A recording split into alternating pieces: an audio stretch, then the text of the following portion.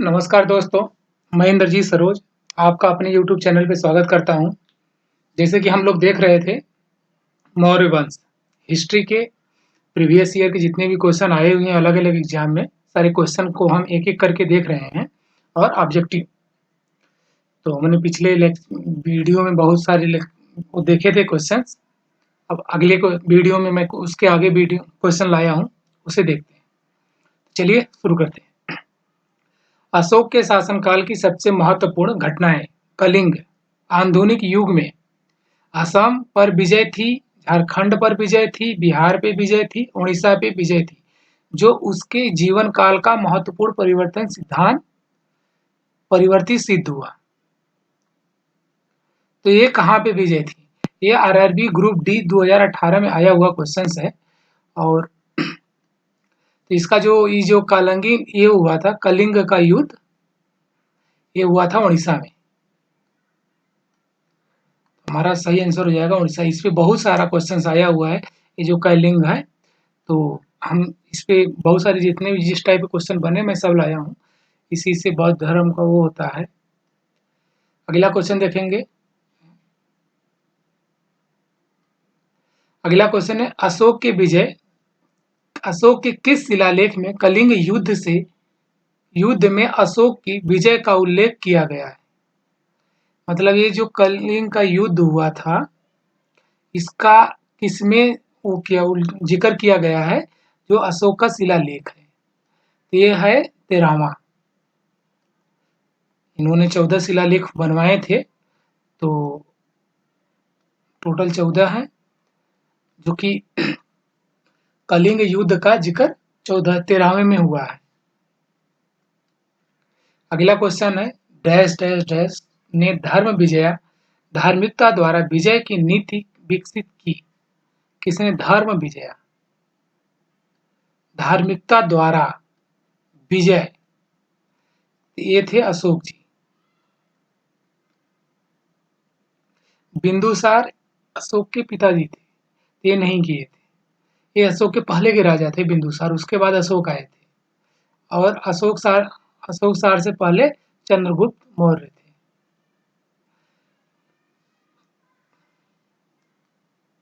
अगला क्वेश्चन, अशोक के शिलालेखों को पढ़ने वाला प्रथम अंग्रेज कौन था? तो जॉन टावर नहीं था। हैरी स्मिथ नहीं, ये भी नहीं था। यूपीएससी 2016 में आया हुआ क्वेश्चन है।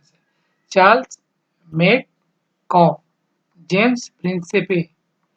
इसका सही आंसर है डी। अगला क्वेश्चन है अशोक ने dash dash dash Buxar, Kalinga, Panipat, Magadh. जो मैंने बोला ना कलिंग का बार बार आता है जिक्र, अभी इसके जस्ट पहले वाला भी क्वेश्चन, पहले के पहले वाला ये भी था और ये भी है। अशोक ने कलिंग के युद्ध के बाद बौद्ध उद्देश्यों को अपना लिया था, बौद्ध उद्देश्य को अपनाया था, जिसका सही आंसर हो जाएगा बी, कलिंग। और अगला क्वेश्चन हम देखेंगे,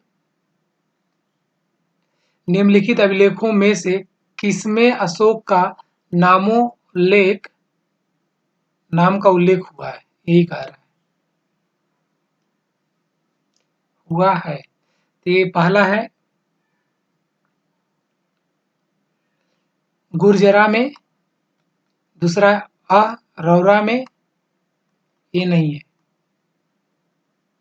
दूसरा ब्राह्मो शिलालेख में, तीसरा सारनाथ में। तो इसका सही आंसर हो जाएगा ए। अपने शिलालेखों में अशोक सामान्यतः किस नाम से जाने जाते हैं? ये भी बहुत प्रसिद्ध है। सामान्यतः शिलालेख में किस नाम से जाने गए अशोक? तो जो नाम है इनका चक्रवर्ती नहीं, धर्मदेव नहीं, धर्मकृति ये भी नहीं। हमारा सही आंसर है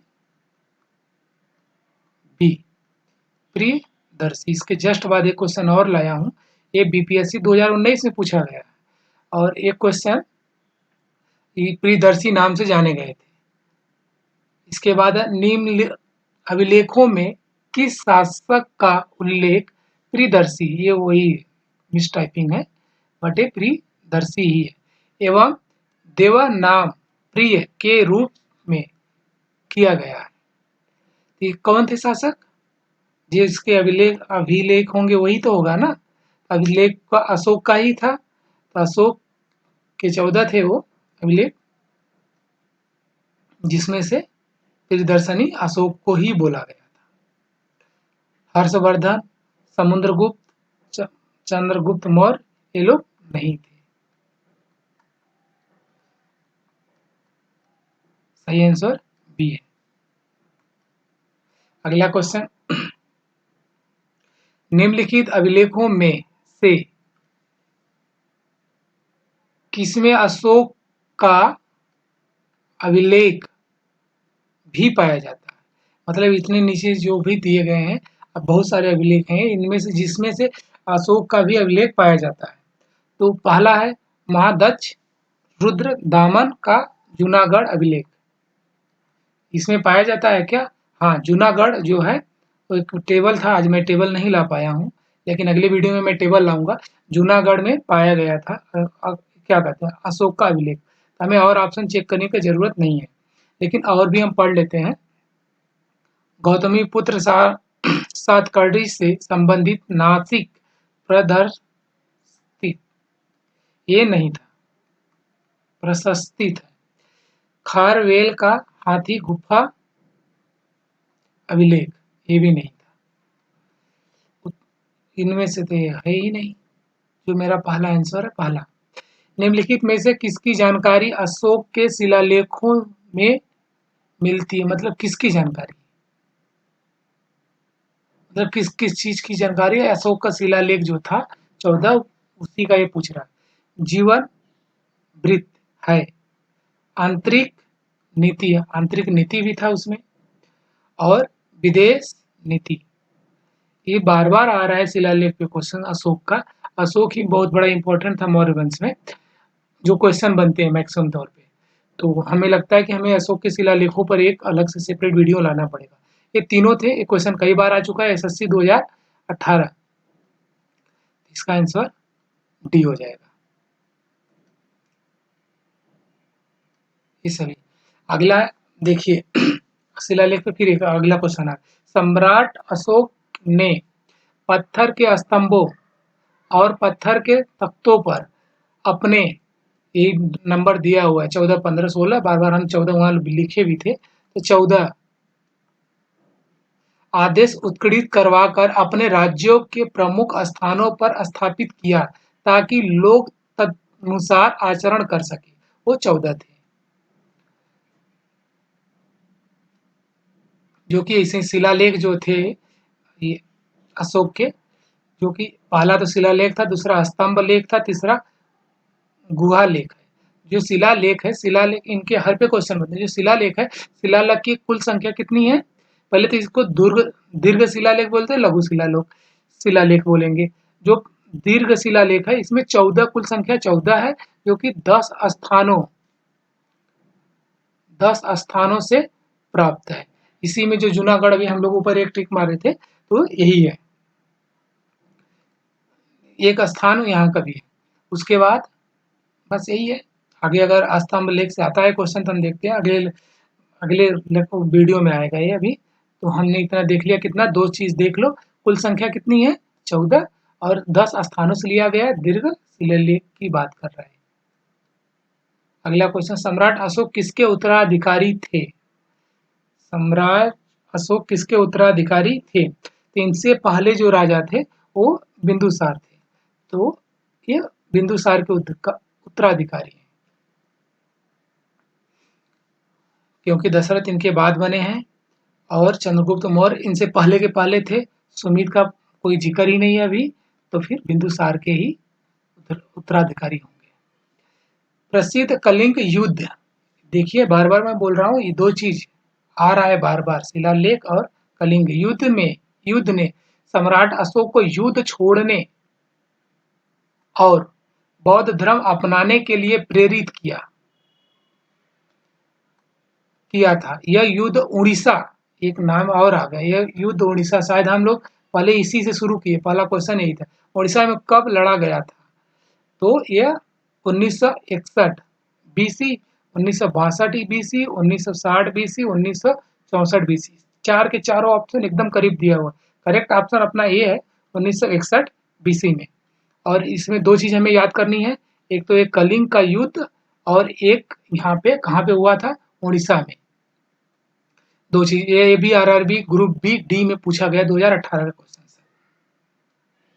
अगला क्वेश्चन, निम्नलिखित में से कौन से राजा संघमित्रा और महेंद्र वर्मन ने के पिता थे? तो ये जो महेंद्र वर्मन है, यही बौद्ध धर्म का प्रचार करने गए थे, ये अशोक के पुत्र थे।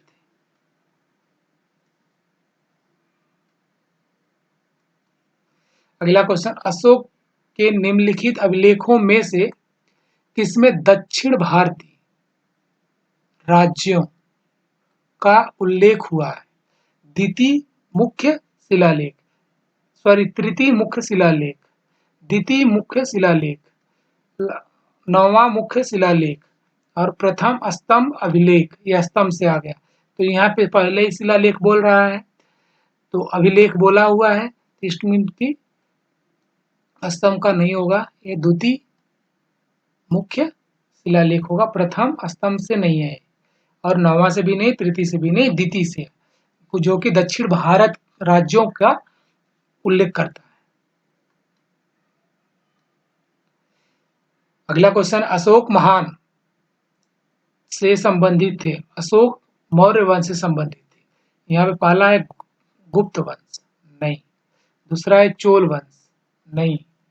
तीसरा है, हमको तो पहले क्लियर है कि मौर्य वंश है, अगर सीधे एग्जाम में आया तो मैं सी मारूंगा और निकल लूंगा, और जिसको याद है वो तो मार लेगा, नहीं तो हम ऑप्शन गलत करने भी सीख रहे हैं कि गलत ना हो पाए, हम जो गलत है वो गलत करके आगे निकलेंगे। तो ये भी नहीं है, पहला मेरा ऑप्शन सी सही है। सांची का स्तूप कहाँ निर्माण, सांची के स्तूप का निर्माण किसने कराया था? ये सांची का स्तूप जो हुआ है, ये मध्य प्रदेश में है, जो कि अशोक ने ही कराया है।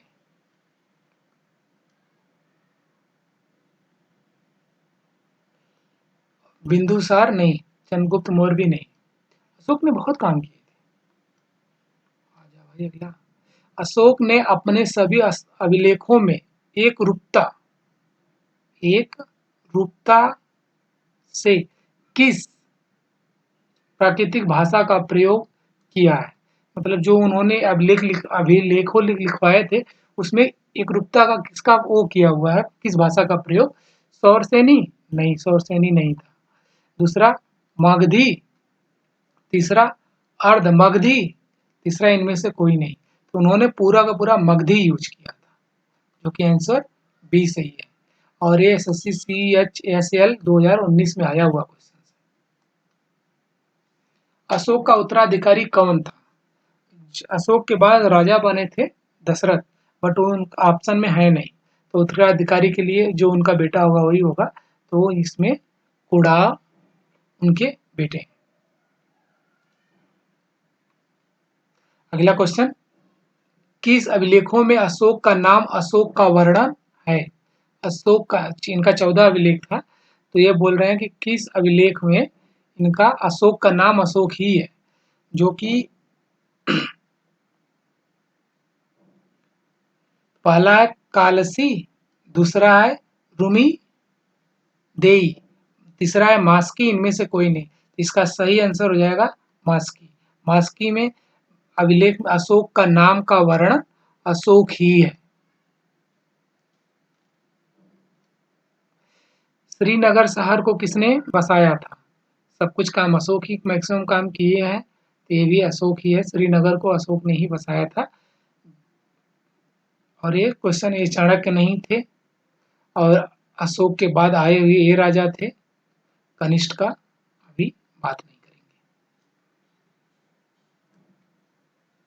अशोक के किस अभिलेख में कलिंग युद्ध का विवरण, ये क्वेश्चन दोबारा आ गया, खाली भाषा बदल दिया इन्होंने और दूसरे एग्जाम में पूछ लिया। एसएससी पीओ 2020 में पूछा हुआ क्वेश्चन है। और ये किसमें कलिंग का युद्ध? 13वें में हुआ था।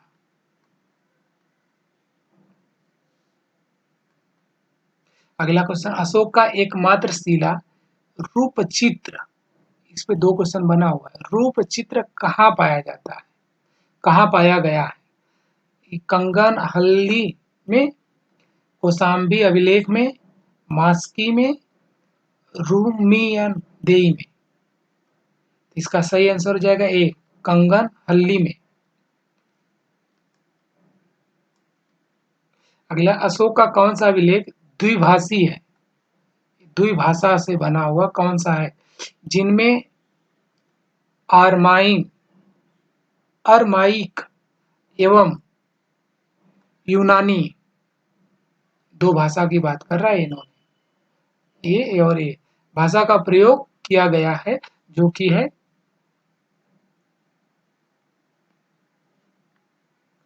पहला है मास्की, दूसरा है रूमियन देई, तीसरा है सर ए हुकना कौशाम्बी। इसका सही आंसर हो जाएगा सर ए हुकना, कुहना है, सॉरी, सर ए कुहना। अगला क्वेश्चन होगा हमारे पास, रायो अशोक किस शिलालेख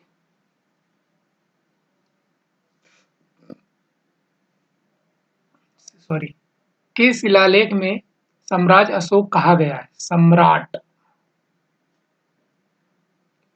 जो बोला गया है किसमें, अभी मैंने बोला ना कि इस पे 2 क्वेश्चन है, तो ये क्वेश्चन जो सम्राट अशोक बोला गया है, जो कि वो क्वेश्चन था ना रूपचित्र वाले में, तो रूपचित्र का सही आंसर था कंगन हल्ली। इन्हीं का इसी शिलालेख में इनको बोला गया है अशोक सम्राट।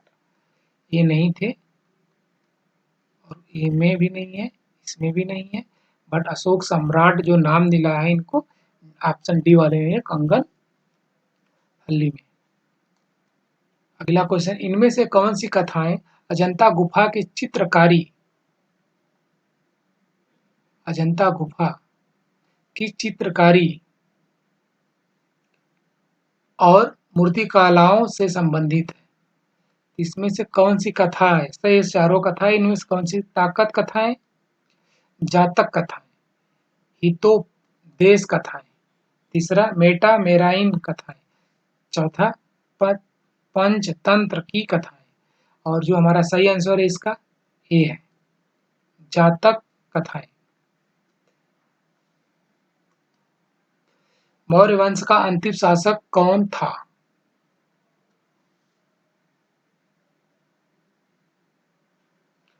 मौर्य वंश का अंतिम शासक कुर्रा नहीं, ये जो कुर्रा है ये तो उनका बेटा है अशोक का।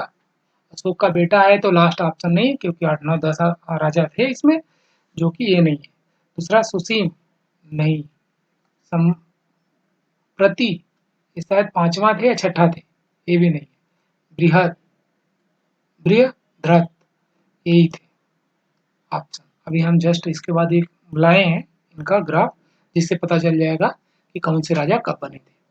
तो ये एसएससी 2017 में पूछा हुआ क्वेश्चन है, और क्वेश्चन बहुत सारे रिपीट हुए हैं, जो मैंने ऊपर दिखा रहे थे सारे रिपीट हुए हैं, इसीलिए मैं क्वेश्चन को लाया कि नहीं कैसे कैसे क्वेश्चन बनते हैं और रिपीट सीधे हो जाते हैं वनडे एग्जाम में, जो कि यही है।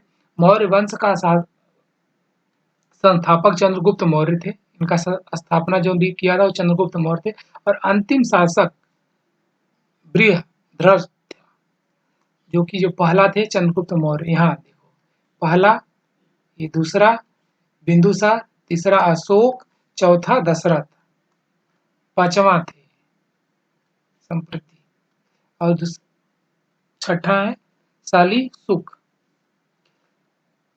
7वां देववर्धन, सतधन वन, बृहद, ये लास्ट ऑप्शन थे मौर्य वंश के राजा, ये लास्ट राजा थे। अगला क्वेश्चन होगा, बौद्ध धर्म से संबंधित प्रख्यात भवन संरचना धामेक स्तूप का निर्माण मूलतः किस वंश के शासनकाल के दौरान कराया गया था? ये जो थे ये मौर्य वंश में हुआ था। भवन का नाम पता है ना? प्रख्यात भवन संरचना धामेक स्तूप, इसी का जो धामेक है इसका कहाँ पे है? मौर्य वंश के हुआ था। सही आंसर मौर्य है ना? हाँ, मौर्य वंश। अगला क्वेश्चन है हमारे पास, निम्नलिखित में से किसने मौर्य प्रशासन में अध्यक्षों को विभिन्न विभागों में के अधीक्षकों के रूप में उल्लेखित किया? मतलब जो बहुत सारे विभाग थे उसको अलग अलग विभाग में किसने डिवाइड किया? तो जो मौर्य समाज वो था प्रशासन, उसका सब कुछ करता धरता कौटिल्य थे, चाणक्य, चंद्रगुप्त मौर्य के गुरु माने जाते हैं। इससे शुरुआत सेल्यूलस के ये था ना, दूध था, ये कैसे कर सकता है? चूतिया आदमी है। ये नहीं किया था इसने का बात ही नहीं है। जो भी बांटे थे वो कौटिल्य थे। बौद्ध संरचना धम्मेक स्तूप कहाँ पर स्थित है? ये सारनाथ में। अभी इसके जस्ट पीछे एक क्वेश्चन था इसी पे। ये क्या था? बौद्ध धर्म के संबंधित प्रख्यात भवन संरचना धामेक स्तूप का निर्माण मूलतः डैश डैश डैश मतलब किस वंश के शासन काल के दौरान हुआ था? जो कि मौर्य वंश यहाँ अपना आंसर था। और अगला क्वेश्चन इसी पे आ गया है, बौद्ध संरचना धामेक स्तूप कहाँ पर स्थित है? यह है सारनाथ में। दो क्वेश्चन सेम बन गए। ये 2016 में पूछा गया था और ये 2021 में। तो हमें देख के चलना चाहिए कि कौन कहाँ से है। अगला क्वेश्चन होगा, ऐतिहासिक ग्रांड ट्रंक रोड निर्माण कई शासकों द्वारा कराया गया था। मौर्य वंश के शासक काल के दौरान इसे क्या कहा जाता था? तो इसको मतलब कि जो सड़क का निर्माण कई शासकों द्वारा कराया गया था मौर्य वंश के शासक के दौरान, इसे क्या कहते थे? उत्तरा पथ, पूर्वी पथ, बादशाही सड़क, राजपथ। इसका सही आंसर है उत्तरा पथ। अगला क्वेश्चन, निम्नलिखित में से कौन सी पुस्तक मेगास्थनीज, ये ससुरा कई बार आ चुका है, हर बार आता है। 2021 में भी इसका आया हुआ था। 2021 में इसका है और 2016-17 में मैंने पहले देखा हुआ था पिछले क्वेश्चन में। जो इसका उस टाइम भी कौन सा क्वेश्चन था? ये इंडिका। और अभी भी इसका आंसर इंडिका है, क्योंकि एक ही बुक ये लिखा जो कि ये बुक अब अस्तित्व में नहीं है। उदयन ने मगध की राजधानी को किस शहर से हटाकर पाटलिपुत्र में स्थानांतरित किया था? नाम देख लेना, उदयन। अगला क्वेश्चन बन सकता है 2019 में आया हो। तक्षशिला से नहीं, कौशाम्बी से नहीं, सारनाथ से नहीं, राजगीर से इन्होंने हटा के किया था। सही आंसर डी हो जाएगा। मेघ स्थनीज दूत था, ये किसका दूत था? तभी हमने बोला था, पिछले भी देखा हुआ, सेल्यूकस का ये दूत था। सिकंदर का नहीं, डेरियस का नहीं, ये सेल्यूकस का दूत था।